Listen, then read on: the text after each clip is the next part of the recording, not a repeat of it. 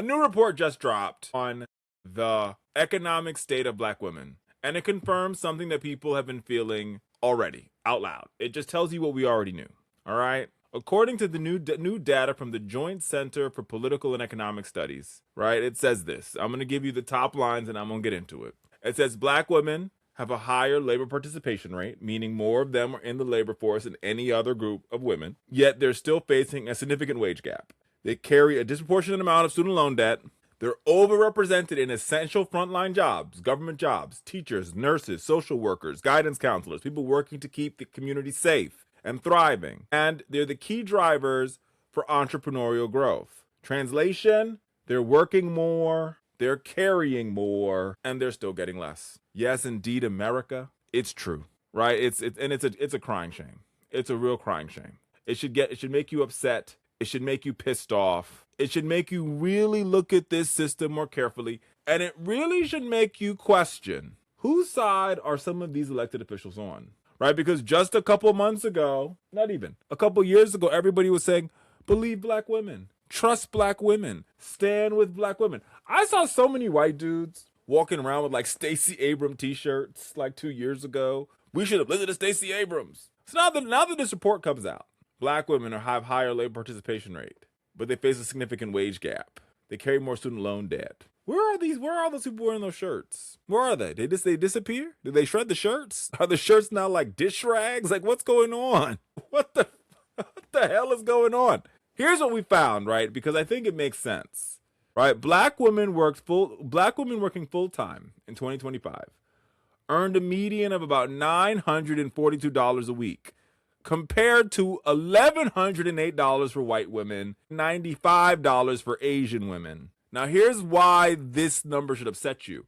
It should upset you because the most educated subgroup in America aren't Asian women, aren't white women. The most educated subgroup in America are black women. Black women. Black women head of households with children report earning a median salary of $41,890. Fewer than half reported having any retirement savings. Now, there's going to be some out there who watch this video and they're going to say, well, they should be pulling themselves up by their bootstraps. Well, how does one pull themselves up by said bootstraps if the boots are in quicksand and you don't have any, nobody gave you any straps? And given all of that, you went and you made your own boots. Like, you made your own boots, but they didn't tell you that you were standing in quicksand. Because that's really what's happening in the case of black women. And that's what this report talks about. Because the researchers say to close this gap, to close this crisis facing black women, it will require more than black women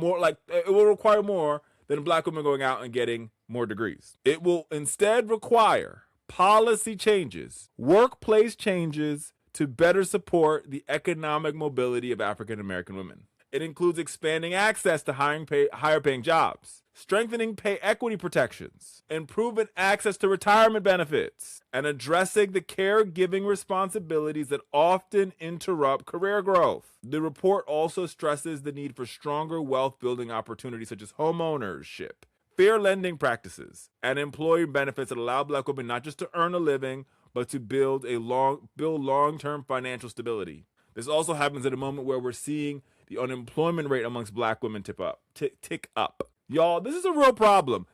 I have been saying it, I will continue to say it. If and or when, and it's more like if and when, this country goes into a recession, remember that black women were the canary in the coal mine. And all the problems that I just said to you are policy problems that members of Congress, members of state legislatures, government officials refuse to solve for. Nobody's asking for a handout here. What we're asking for folks to do is their job. Why is it that black women are the first ones fired? Why is it that we are not creating protections for retirement? Why is it that black women have the same job as white women, but they're not getting paid the same amount of money?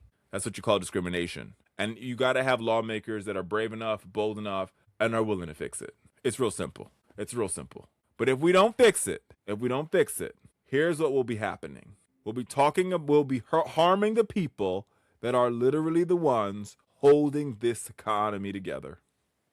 And we'll be asking ourselves, well, why is it not working? Well, it's not working because the ones holding it together, you are literally putting their boots in quicksand. And you're trying to figure out why the economy's sinking. Well, it doesn't take a rocket scientist, homie. I'm Richard Fowler, and once again, I will see you next time.